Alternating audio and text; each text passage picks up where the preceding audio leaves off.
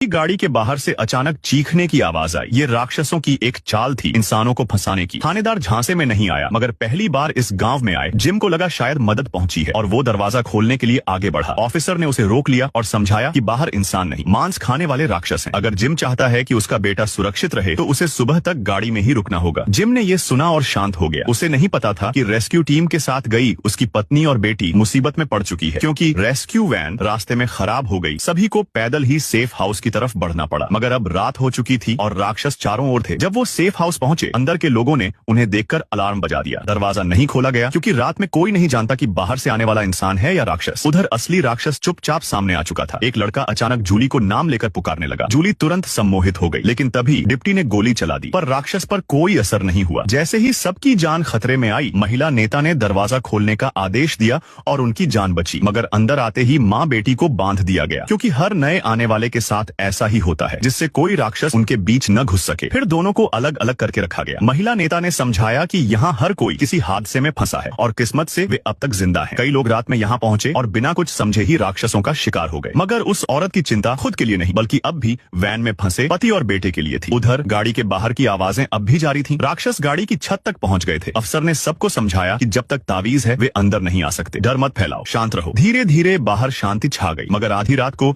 Gym उठकर तावीज हटाने लगा। डॉक्टर ने देखा और रोकने की कोशिश की, पर तब तक देर हो चुकी थी। लेकिन ये सब एक बुरा सपना था। रात सकुशल बीत गई और सुबह रेस्क्यू टीम आ पहुंची। सब ठीक देखकर सभी ने राहत की सांस ली। अब नए लोगों को दो विकल्प दिए गए, या तो सेफ हाउस में रहें जहां सब साथ रहते हैं, या कस्बे के मकानों में। कस्बे में रहने के लिए हर शाम तावीज चेक करना होता है और जिनके पास बच्चे हैं उन्हें खिड़कियां बंद करनी पड़ती हैं, क्योंकि राक्षस अक्सर बच्चों को बहका देते हैं। यहाँ सज्जा का भी नियम है। अगर किसी की वजह से कोई मारा गया तो उसे एक रात बिना तावीज के लोहे की कोठरी में रहना होगा, जो कि लगभग मौत का मतलब है। महिला ने पूछा, ये सजा पहले भी दी गई है क्या? पादरी ने कहा, आज पहली बार दी जाएगी। अब जिम के परिवार को रहने की जगह चुननी थी। सबको लगा चारों साथ रहेंगे, लेकिन बेटी ने अकेले सेफ हाउस चुना। शायद उसे लगा माँ बाप सिर्फ छोटे भाई से प्यार करते हैं, इसलिए उसने जिद पकड़ ली। माँ बाप ने बेटी को मनाने की कोशिश की, लेकिन अफसर ने बताया अब देर हो चुकी है, सबको अपने ठिकानों पर लौटना होगा। तसल्ली देने के लिए अफसर ने कहा कि उसका बेटा भी वहीं है और वो उसकी देखभाल करेगा। पादरी के निर्देश पर सभी चले गए और अब आई सजा की रात। एक आदमी जिसके वजह से उसकी पत्नी और बेटी की जान चली गई थी, उसे लोहे की कोठरी में बंद किया गया। अफसर ने 2 ताले और लगा दिए और दुआ की कि वो रात बच जाए। मगर दरवाजा बंद होते ही उसकी किस्मत भी तय हो गई। ये रात उसकी आखिरी साबित होने वाली थी।